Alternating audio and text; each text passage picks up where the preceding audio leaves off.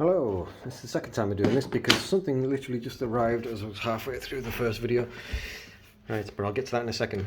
Right, let's try and cover a few things. Vertical mount does fit, it was my fault. It should have been one notch lower, I had it one notch higher, that's why I had issues with it.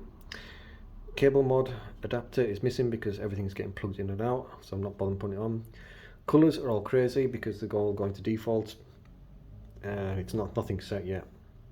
Somebody was asking about something to do with the power and the RGB. That for red is the same as that with human eye, but for some reason it's the phone picks it up like this. No idea why. It's really annoying when it does that. But most of the colour in here is just going to be red and black. What else? The issues I have is because it's an extended board. ATX boards, even with the stiffer cable, your cable is going to come out and it's probably going to plug into your motherboard around about there. So even with the stiff cable it shouldn't be too much of an issue, but with an extended board, unless you've got flexible cables, I wouldn't even bother, because I mean that you can see how much strain is put on there and the bend, it's awful. But I'll get to that back in a second. The ones at the top, as far as I'm aware, even extended boards at an ATX at the same height. So the top one is still a problem if you're going to use stiff cables.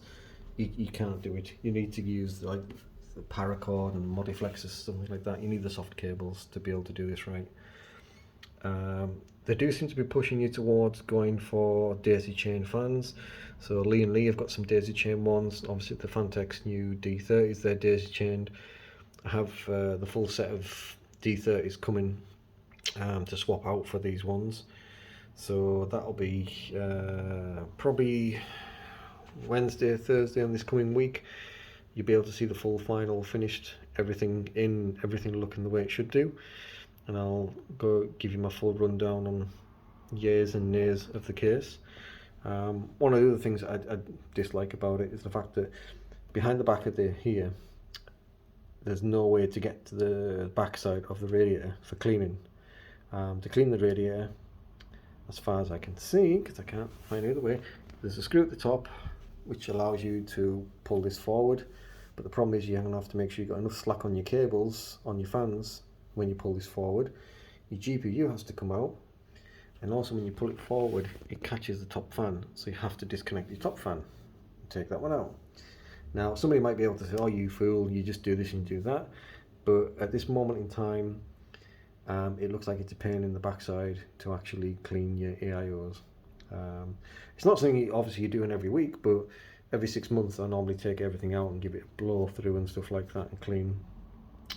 So it's going to be more problematic. It doesn't look, I mean it looks a mess of colours and everything now, but even like this I can safely say it's the best looking case on the market. There's so much space, you'll be able to do crazy water cooling and all sorts. It really is a stunning looking case, but you do need to put time and effort into it. I'll go on to the reason why I just started this thing off again. I just had a cable turn up in the post, so again red and black, but you can see how far I have to take that cable out before I can even get a bend in it. So this new one, let's have a look.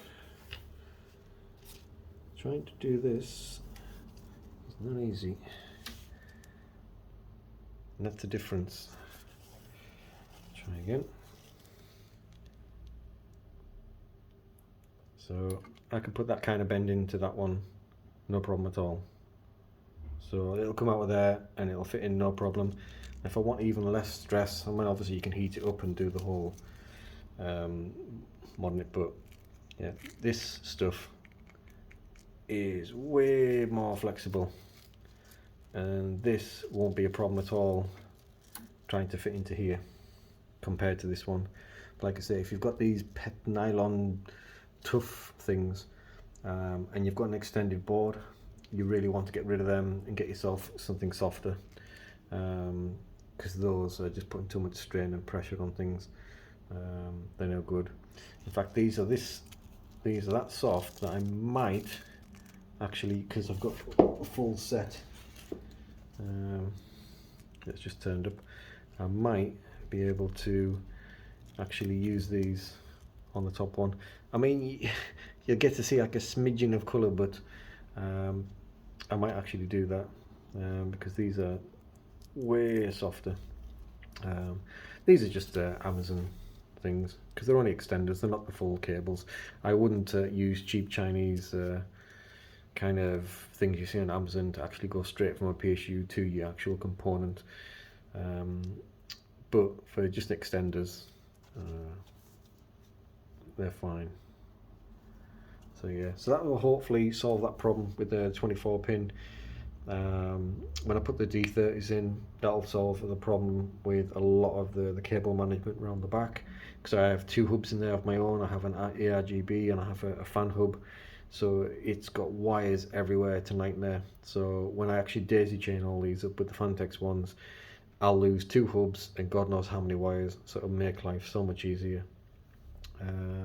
Yeah, but like I say, Wednesday, Thursday, everything should be finished and all the fans should be in.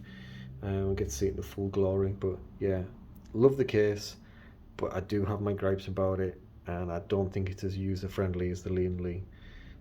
If you've got ATX boards, your life should be easy, even with the stiff cables. But if you've got a big board like myself, yeah, find yourself some of them soft cables. You can get some good bends on this stuff. Bye.